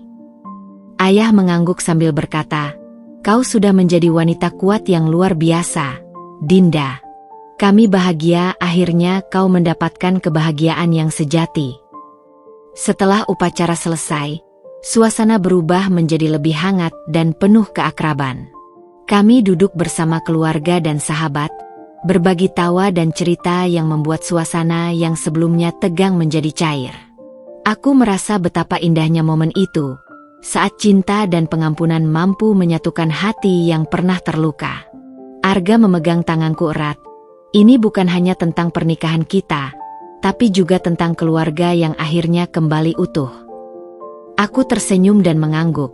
Ya, dan aku berjanji akan terus berjuang agar kita semua tetap bersama, melewati apapun yang datang. Malam itu, di bawah langit penuh bintang, aku dan Arga berdansa perlahan, sementara Alifa tertidur pulas di pelukan nenek.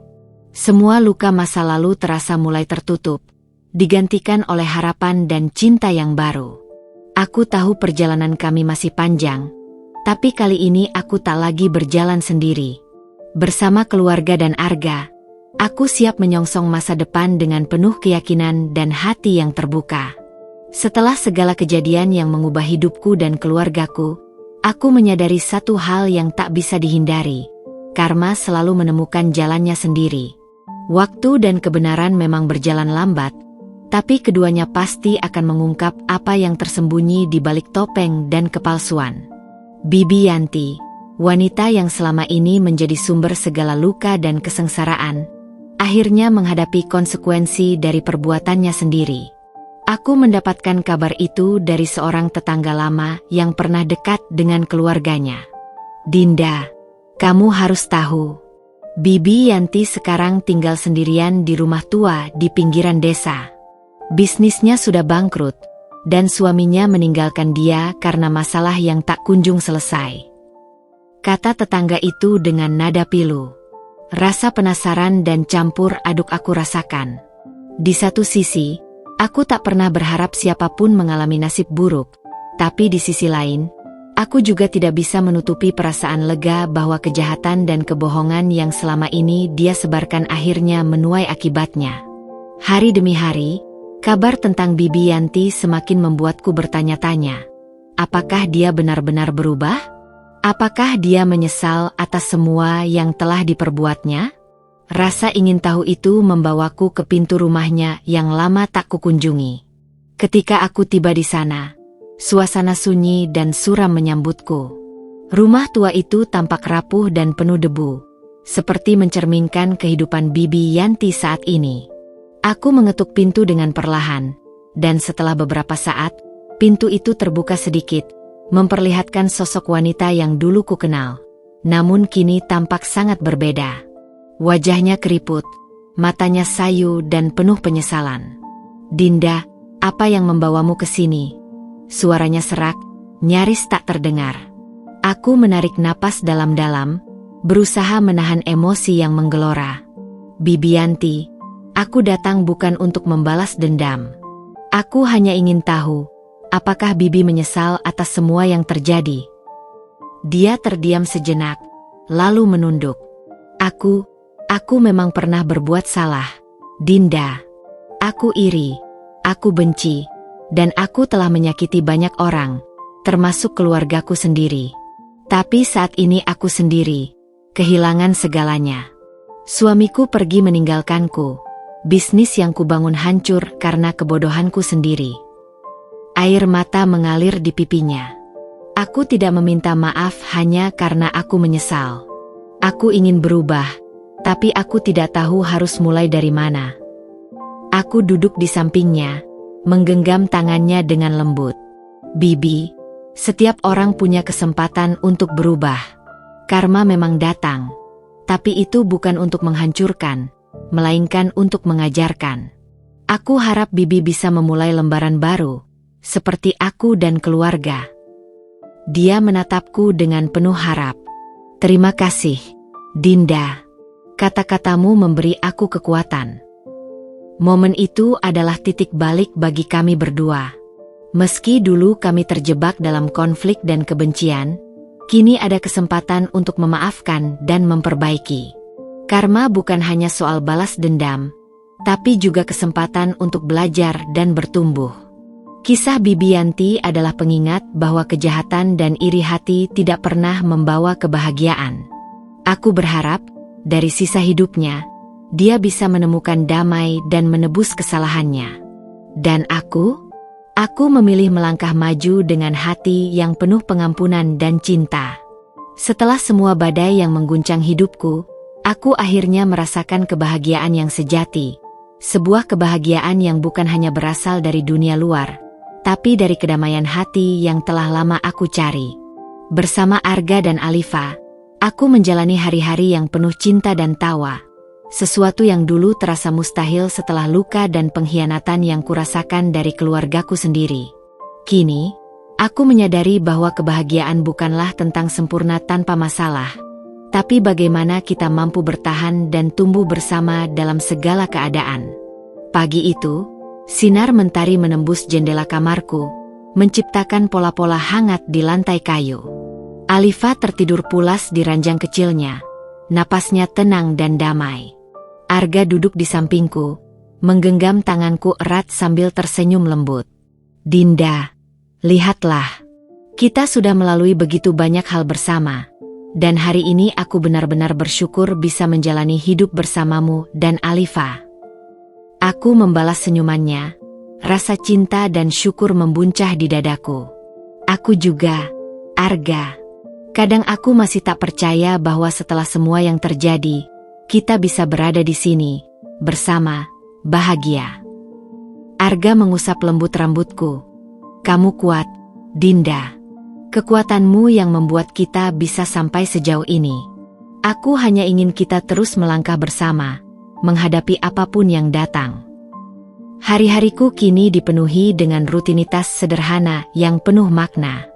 Aku bekerja sebagai guru les privat, mengajar anak-anak di lingkungan sekitar dengan penuh kesabaran dan cinta. Sementara itu, Arga semakin dikenal sebagai dokter yang peduli dan penuh dedikasi. Alifa tumbuh menjadi anak yang ceria dan cerdas, selalu membuat hari kami penuh warna dengan tawanya yang riang. Namun, bukan hanya kebahagiaan pribadi yang kurasakan, melainkan juga rekonsiliasi yang mulai tumbuh dalam keluargaku. Ibu dan ayah kini datang lebih sering mengunjungi kami, membawa makanan dan berbagi cerita hangat. Suatu sore, ibu duduk di teras bersama kami sambil menatap Alifa yang sedang bermain. Dinda, aku ingin minta maaf lagi atas semua kesalahan ibu dulu. Melihatmu bahagia seperti ini adalah hadiah terindah bagiku. Aku menggenggam tangan ibu. Terima kasih, Bu. Aku juga berterima kasih karena ibu mau membuka hati. Kita semua belajar dari masa lalu, dan aku yakin kita bisa terus memperbaiki semuanya. Ayah yang berdiri tak jauh ikut menambahkan, keluarga adalah tentang saling memaafkan dan mendukung. Aku bangga padamu, Nak. Malam itu, saat Alifa tertidur di pelukan Arga, aku duduk termenung memandangi mereka berdua. Aku tahu, kebahagiaan ini bukanlah kebetulan, melainkan hasil dari perjuangan, pengorbanan, dan cinta yang tak pernah padam. Aku berjanji pada diriku sendiri untuk selalu menjaga dan menghargai keluarga kecil kami, dan untuk terus membuka pintu maaf bagi siapapun yang ingin memperbaiki hubungan. Terkadang aku masih teringat masa-masa sulit yang dulu menghantui, tapi sekarang aku melihat semuanya sebagai pelajaran berharga. Karma telah mengajarkan kami arti kejujuran, kesabaran, dan keberanian untuk berubah. Dan aku percaya, selama kami tetap bersama dan saling mendukung, tidak ada yang tidak bisa kami hadapi. Dengan hati yang penuh syukur, Aku menatap masa depan yang cerah bersama Arga dan Alifa. Kami bukan hanya bertahan, tapi tumbuh dan berkembang menjadi keluarga yang utuh, penuh cinta dan kebahagiaan. Aku akhirnya menemukan tempatku di dunia ini, di pelukan keluarga yang penuh kasih dan harapan. Malam itu terasa sangat sunyi dan hening, seperti alam semesta seakan memberi ruang bagi momen yang sangat sakral. Aku duduk di sisi ranjang nenek yang sudah semakin lemah. Wajahnya yang dulu penuh semangat kini tampak kurus dan keriput, tapi matanya masih bersinar dengan kehangatan dan kebijaksanaan yang tak pernah pudar. Nenek memegang tanganku erat, seolah ingin menyampaikan sesuatu yang sangat penting sebelum pergi meninggalkan dunia ini. "Dinda, cucuku," suara nenek lirih tapi penuh kasih sayang. "Aku tahu perjalananmu selama ini penuh liku dan cobaan. Tapi aku bangga melihat bagaimana kau bertahan dan terus melangkah maju, meski banyak yang menyakitimu." Aku menggenggam tangannya lebih erat, menahan air mata yang mengalir. "Nenek, aku tidak akan bisa seperti sekarang tanpa dukungan nenek. Nenek adalah kekuatanku." Nenek tersenyum lembut. "Ingatlah selalu, Dinda, karma itu bukan hanya balasan untuk yang jahat, tapi juga pembelajaran untuk kita semua. Jangan pernah membenci, karena kebencian hanya akan melukai hati sendiri. Karma akan datang dengan caranya sendiri, tepat waktu, dan seringkali jauh lebih bijaksana dari yang kita duga." Aku menatap mata nenek yang penuh harapan. "Apa pesan terakhir nenek untukku?" Nenek menarik napas dalam-dalam. "Jangan biarkan masa lalu mengikatmu. Maafkan mereka yang pernah menyakitimu, bukan karena mereka pantas mendapatkannya, tapi karena kau pantas mendapatkan kedamaian. Lanjutkan hidupmu dengan cinta, bukan dendam." Aku meneteskan air mata. "Aku akan berusaha, Nenek. Aku berjanji." Nenek mengelus pipiku. "Bagus, Nak. Ingat, setiap orang punya jalan masing-masing. Mereka yang pernah berbuat salah padamu mungkin belum menemukan jalan pulang. Berdoalah untuk mereka, dan jangan berhenti percaya pada kebaikan." Malam itu, nenek menghembuskan napas terakhir dengan damai, dikelilingi oleh keluarga yang mencintainya. Kepergiannya meninggalkan ruang kosong yang sangat dalam, tapi juga meninggalkan warisan cinta dan kebijaksanaan yang abadi. Beberapa minggu setelah nenek meninggal, aku mendapat kabar mengejutkan tentang Bibi Yanti. Wanita yang dulu menyebarkan fitnah dan kebencian itu mengalami perubahan besar. Setelah melalui masa-masa sulit yang membuatnya kehilangan segalanya, ia mulai mengabdikan hidupnya untuk membantu anak-anak yatim dan kaum duafa di desa kami. Aku bertemu dengannya suatu sore ketika ia datang ke rumah, membawa keranjang berisi makanan dan pakaian untuk disumbangkan. Wajahnya yang dulu penuh kepahitan kini tampak lebih teduh dan tenang. "Dinda," suaranya pelan, "aku ingin meminta maaf sekali lagi atas semua kesalahanku. Aku ingin memulai hidup baru, dan aku berterima kasih karena kau sudah memberi aku kesempatan untuk berubah." Aku tersenyum hangat. "Bibi Yanti, aku percaya setiap orang punya kesempatan untuk menjadi lebih baik. Aku juga sudah belajar banyak dari pengalaman ini. Karma memang datang dengan cara yang tidak terduga. Mereka yang dulu menyakiti kini menemukan jalan untuk menebus. Dan aku pun belajar bahwa pengampunan adalah kunci kebahagiaan sejati." Dengan hati yang lapang dan penuh cinta, aku melangkah maju bersama Arga dan Alifa. Kami hidup dalam damai, menyebarkan kebaikan, dan menjaga warisan nenek yang penuh hikmah. Aku tahu, apapun yang terjadi di masa depan, kami siap menghadapinya dengan cinta dan pengampunan. Karena itulah pesan terakhir nenek yang selalu aku pegang erat. Setelah masa-masa yang penuh ujian, aku pikir hidupku mulai menemukan jalannya yang damai dan stabil. Namun, takdir rupanya belum sepenuhnya membiarkan aku menikmati ketenangan itu. Suatu hari, saat aku sedang sibuk menyiapkan Alifa untuk sekolah, sebuah kabar yang tak terduga datang menghampiri. Telepon berdering dari nomor yang asing, membuat jantungku seketika berdebar. Suara di ujung sana adalah seorang pria dengan nada serius, mengenalkan diri sebagai pengacara dari sebuah perusahaan besar. Bu Dinda, kami ingin menginformasikan bahwa ada pihak yang mengklaim hak atas Alifa. Mereka menyatakan bahwa anak itu adalah pewaris dari seorang kerabat jauh yang meninggal tanpa meninggalkan wasiat, dan mereka sedang menyiapkan proses hukum untuk mengambil hak asuh, ujarnya dengan nada formal dan tegas. Hatiku serasa berhenti sejenak. Aku menghela napas panjang, mencoba menenangkan diri. Maaf, Pak. Bisa dijelaskan lebih rinci? Siapa pihak yang mengklaim itu? Dan apa dasar klaim mereka? Tanyaku dengan suara yang bergetar. Sang pengacara menjelaskan bahwa sebuah keluarga dari kota lain muncul dengan dokumen-dokumen yang mengklaim hubungan darah dengan Alifa dan berencana membawa kasus ini ke pengadilan demi mendapatkan hak asuh. Aku merasa dunia seakan runtuh kembali di sekelilingku. Setelah segala perjuangan dan luka yang kujalani, kini aku harus menghadapi ancaman kehilangan Alifa, anak yang sudah kusinggah di hati dan hidupku. Kabar itu membuatku gelisah dan tak bisa tidur. Arga mencoba menenangkanku. Dinda, kita akan hadapi ini bersama. Aku akan membantumu mengurus semuanya. Jangan biarkan ketakutan menguasai hatimu.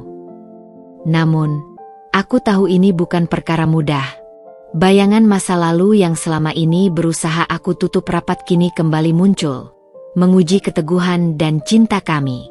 Aku mulai merasakan tekanan dari lingkungan sekitar yang mulai berbisik-bisik, menanyakan kabar terbaru dan menyebarkan spekulasi yang tak sedap. Di satu sisi, aku bersyukur karena aku tidak sendirian. Keluarga dan teman-teman baik, termasuk Nyonya Laras dan Nenek, memberi dukungan moral yang luar biasa. Tapi di dalam hati, aku tahu bahwa pertarungan sesungguhnya belum dimulai.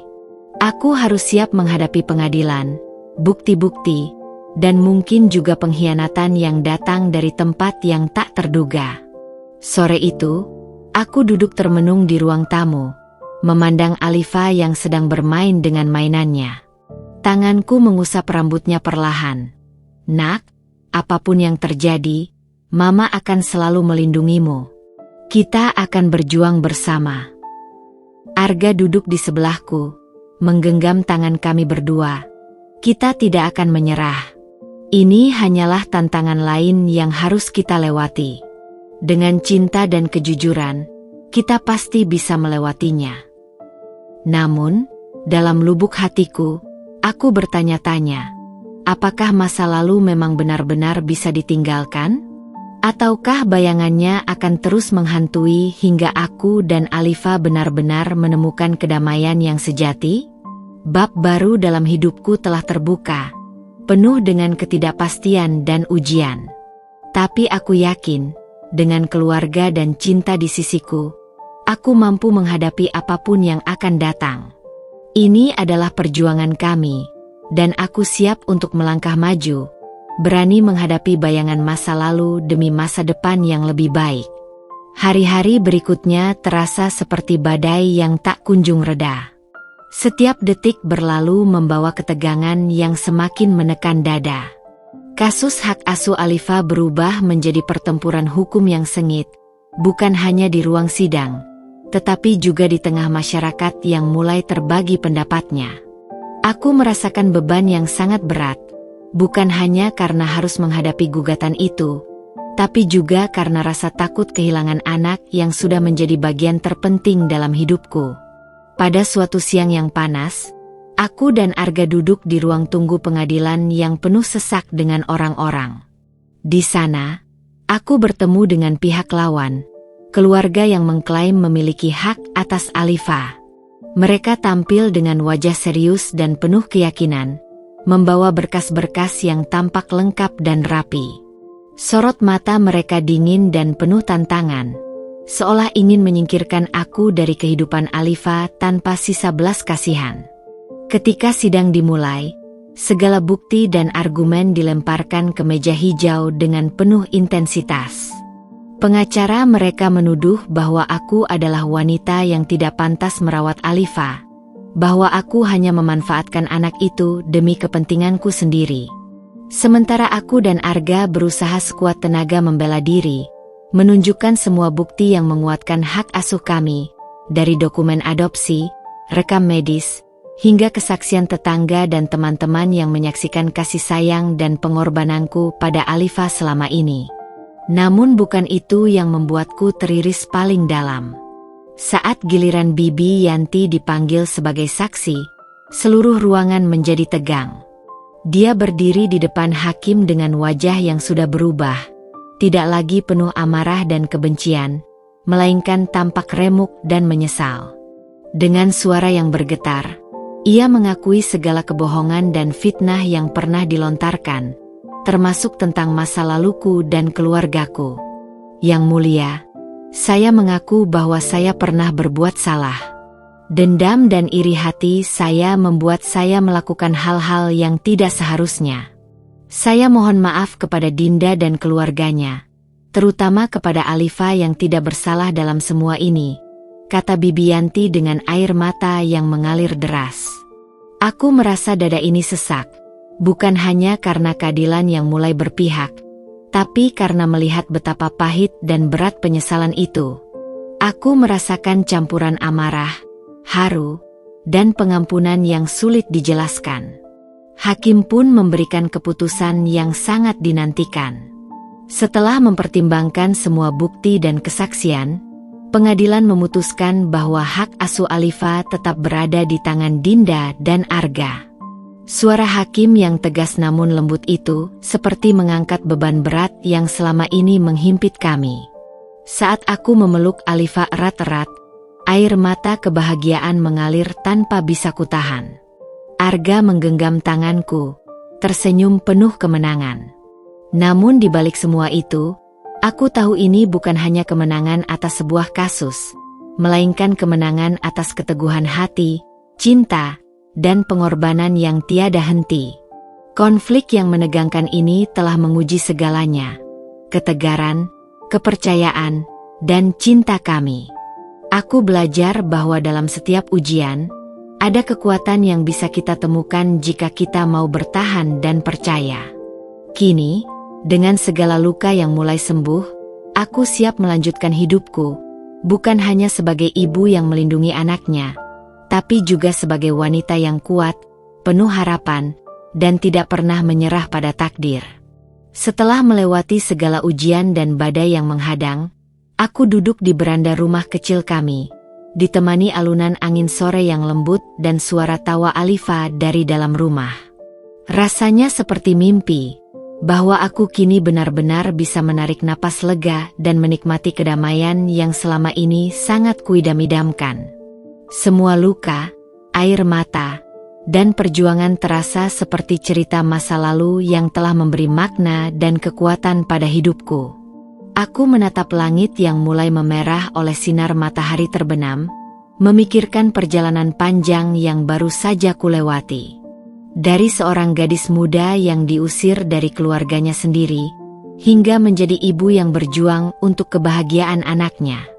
Dari fitnah dan penghinaan, hingga menemukan cinta sejati dan pengampunan. Semua itu mengajarkan aku satu hal penting, bahwa hidup bukan tentang seberapa banyak luka yang kita derita, tapi tentang seberapa kuat kita bangkit kembali. Arga datang mendekat, memelukku dari belakang. Dinda, kau tahu? Aku selalu percaya pada kekuatanmu. Kau adalah cahaya dalam hidup kita. Aku tersenyum, menoleh dan menggenggam tangannya. Kau juga, Arga. Tanpamu, aku tak tahu apakah aku bisa sejauh ini. Kami duduk bersama, menikmati kebersamaan yang sederhana tapi penuh arti. Alifa datang menghampiri dengan wajah ceria, memeluk kami berdua. Mama, Papa, aku senang kita selalu bersama, katanya polos. Mendengar kata-kata Alifa, hatiku meleleh. Anak kecil itu adalah alasan terbesar aku bertahan dan berjuang. Dia adalah masa depan yang kuimpikan, simbol dari cinta yang tak pernah padam meski badai melanda. Aku tahu, Perjalanan hidupku masih panjang dan penuh tantangan, tapi aku sudah siap. Siap menghadapi apapun yang akan datang, karena kini aku tidak berjalan sendirian. Aku punya keluarga yang saling menguatkan dan mencintai tanpa syarat. Sebelum aku menutup mata untuk malam itu, aku teringat pesan nenek yang selalu kupegang erat. Jangan pernah membenci, karena karma selalu datang sendiri. Pesan itu kini bukan hanya menjadi pengingat, tapi juga pijakan untuk hidupku yang baru. Aku menuliskan beberapa kalimat di buku harianku, sebagai penutup dari bab lama dan pembuka dari bab baru. Aku memilih cinta, pengampunan, dan harapan. Karena dalam setiap akhir, selalu ada awal yang indah menunggu untuk dijalani. Dan dengan hati yang penuh syukur, aku menatap masa depan dengan senyuman. Karena aku tahu, kebahagiaan sejati bukanlah tujuan, tapi perjalanan yang kita jalani dengan penuh cinta dan keberanian.